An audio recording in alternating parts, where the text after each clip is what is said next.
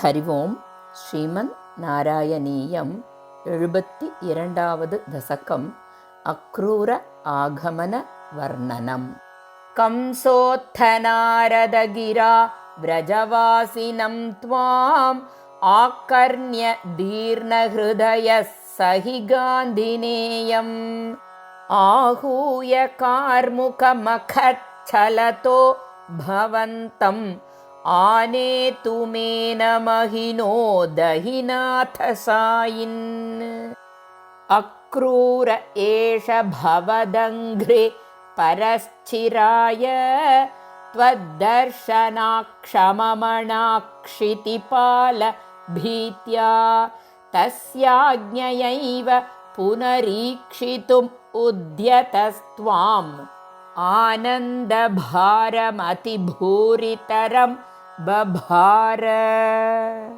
സോയം രഥേന സുകൃതോ ഭവതോ നിവാസം ഗച്ഛൻ മനോരഥഗണാൻ സ്ത്വയി ധാര്യമാണാൻ ആസ്വാദയൻ മുഹുരപായ ഭയേന ദൈവം സംപ്രാർത്ഥയൻ പഥിന കിഞ്ചിദപി വ്യജാനാത്.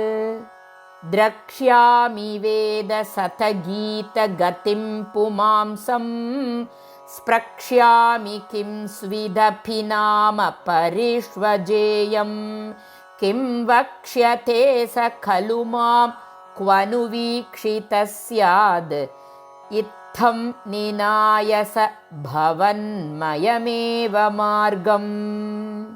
ഭൂയക്രമാദഭിവിശൻ ഭവദംഘ്രിപൂതം ബൃന്ദാവനം ഹരവിരിഞ്ച സുരാഭിവന്ദ്യം ആനന്ദമഗ്ന ഇവ ലഗ്ന ഇവ പ്രമോഹേ കിം കിം ദശാന്തരമവാപ്തന പങ്കജാക്ഷ. പശ്യൻ അവന്ധത ഭവത് വിഹൃതിസ്ഥലാനി പാംസുഷ്വ വേഷ്ടത ഭവത് ചരണാങ്കിതേഷു കിം ബ്രൂമഹേ ബഹുജനാഹി തദാപി ജാതാ ഏവം തു ഭക്തിതരളാ വിരലാഃ പരാത്മൻ.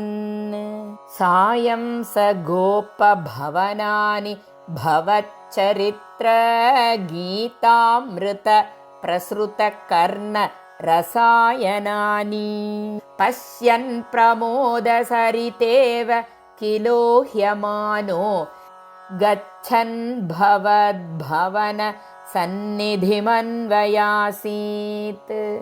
താവദ്ധദർശ പശുദോഹ വിലോകലോലം ഭക്തോത്തമാഗതിമിവ പ്രതിപാലയന്തം ഭൂമൻ ഭവന്തമയമഗ്രജവന്തമന്തർ ബ്രഹ്മാണുഭൂതി രസസിന്ധുമിവോത്വമന്തം.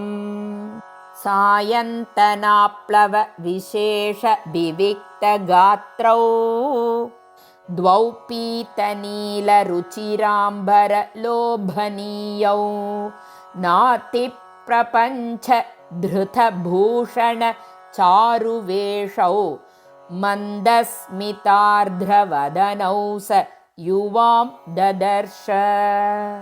ദൂരാത് രഥാത് സമവരുഹ്യ നമന്തമേനം ഉത്ഥാപ്യ ഭക്തകുലമൗലിമഥോപഗൂഹൻ ഹർഷാന്വിതാക്ഷരഗിരാ കുശലാനുയോഗി പാണിം പ്രഗൃഹ്യ സഫലോത്ഥ ഗൃഹം നിനേഥ.